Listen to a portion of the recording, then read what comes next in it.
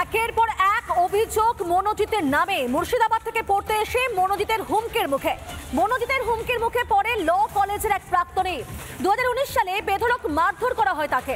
নারকেলডাঙ্গা থানায় অভিযোগ দায়ের হয়, জানানো হয় কলেজ কর্তৃপক্ষকেও, কিন্তু মনোজিতের বিরুদ্ধে কোনো ব্যবস্থাই নেওয়া হয়নি সে সময়। অভিযোগ জানানোয় আরো বেড়ে যায় মনোজিতের দাপট, এমনটা জানিয়েছেন মুর্শিদাবাদ থেকে পড়তে আসা ল কলেজের এক প্রাক্তনী। প্রথম প্রশ্ন, আমি রিপাবলিক বাংলা থেকে সুখেন্দু বলছিলাম। আপনি সাউথ ক্যালকাটা ল কলেজের প্রাক্তন স্টুডেন্ট, তাই তো? হ্যাঁ, প্রাক্তন স্টুডেন্ট। আপনার মনোজিৎ মিশ্রের বিরুদ্ধে স্পেসিফিক কি অভিযোগ রয়েছে? 2019-এ আমরা ওই আপনার লেক মলে ওই একটা রেস্তোরাঁয় খেতে গেছিলাম, এক বন্ধুর বার্থডে ডেট ছিল। তো সেই সময় আমরা ফেসবুক লাইভ করেছিলাম এবং ও আমাদের লোকেশনটা জানতে পারে যে আমরা এই লোকেশনে আছি। নিয়ার বাই বাড়ির আশেপাশের কিছু গুনস নিয়ে অ্যাটাক করে, সেটা আপনাদেরকে অলরেডি বলেছে। তারপরে আপনার ডিসেম্বরে আমার যখনই আমরা কমপ্লেন করতে গেলাম এবং কলেজে জানালাম, তো কলেজে জানানোর পর ও যখন জানতে পারলো যে জানিয়েছি, এবং আমি যেহেতু বাইরের, ও কি করতো একে একে যারা বাইরের, বিশেষ করে বাকি সব বন্ধুগুলো আমাদের nearby, Kolkata nearby লোকেশনে, কিন্তু আমার বাড়িটা অ্যাকচুয়ালি মুর্শিদাবাদে।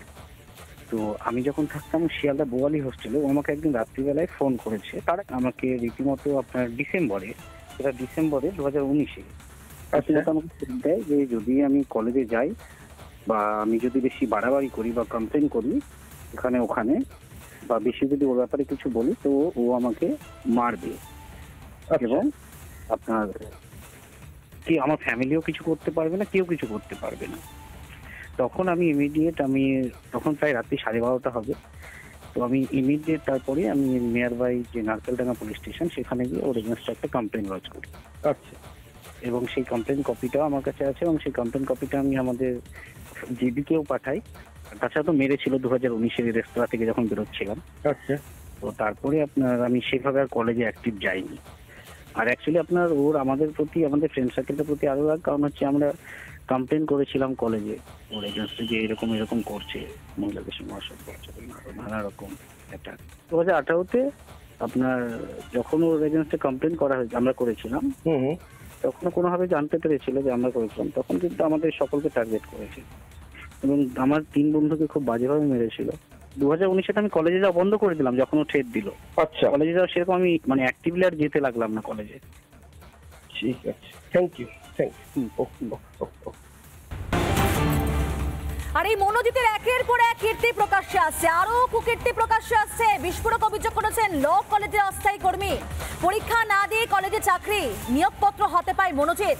জিবি বৈঠকে মনোজিৎকে নিয়োগের সিদ্ধান্ত নেওয়া হয়, আর সিদ্ধান্ত নেন কারা? অশোক দেব ও ভাইস প্রিন্সিপাল।